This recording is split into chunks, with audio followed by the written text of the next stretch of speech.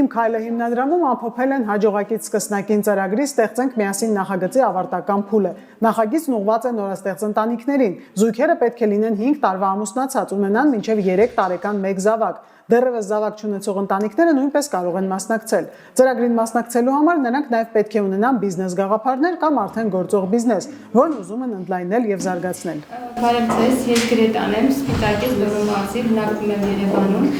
Ծրագրի միասին լսելով դիմել ենք եւ մեր ծրագիրը ֆոտոստուդիան է, Focus Lab-ը այն անվանվելու։ Գործելու է Գյումրի Խասախում։ Մենք զբաղվում ենք մուլտհերոսների կազմակերպամբ, միջոցառումների կազմակերպամբ, ընդհանուր մուլտհերոսներ, խաղավարներ, շոու-ծրագրեր, մանկական միջոցառումներ են կազմակերպում։ Գործունեություն ծավալում ենք արդեն մոտ 1 տարի, 11 ամիս։ Աշխատում ենք Գյումրիում հիմնականում։ Այս նախագծի համար ունեինք 78 թիմորդներ, իսկ բոլոր փուլերը հաղթահարեցին 29 ընտանիքներ, այսինքն մասնակցեցան բիզնես կառավարման եւ պլանավորման դասընթացների, այսօր իրենք ունին արդեն մշակված իրենց ծրագրերը եւ ներկայացնում են հadoop ձևավորված հանձնաժողովի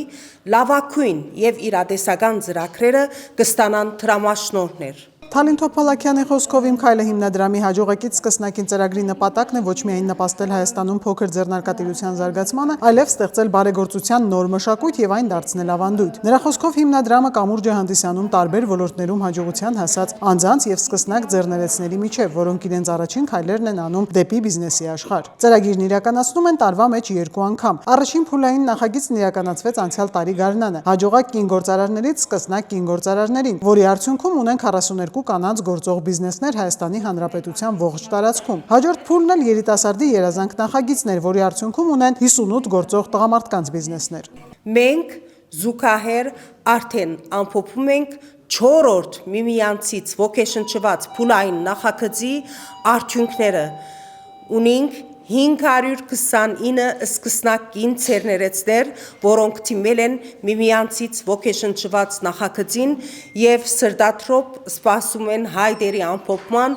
եւ բոլոր փուլերը հաղթահարելու, որպեսզի կատարեն իրենց երազանքները։ Յուրաքանչյուր նախագիծ կսկսի բարեգործական միջոցառմամբ կամ բարեգործական ընթրիքով, որում մասնակիցներն են հասարակական, մշակութային, գրթական ոլորտների ակտիվ ներկայացուցիչներ, բարձրապես կայացած անձինք կմասնակցին ընթրիքին եւ այդ ընթրիքի ողջ հասույթը գուվի սկսնակ ցերներեցներին։ Թալին Թոփալակյանի խոսքով բարեգործական այս մշակույթը եւ մտածելակերպը հիմնադրամը համառորեն փորձում է տարածել մեր հասարակության մեջ, որպեսզի հաջողակ անձինք պարտավորություն զգան իրենց սկսնակ հայրենակիցներին օգնելու եւ ձեռք մեկնելու։ Բայց միշտ այդ ողջ հասույթը չի բավարարում, քանի որ դիմորդների թիվը շատ մեծ է լինում։ Դրա համար հիմնադրամն իր միջոցներից ավելացնում է դրամաշնորհի գումարի վրա, հաշվի առնելով ներկայացված բիզնեսն ու կարիքները։ Չմոռանաք հավանել տեսանյութը եւ բաժանորդագրվել Civic AM-ի YouTube-յան էջին։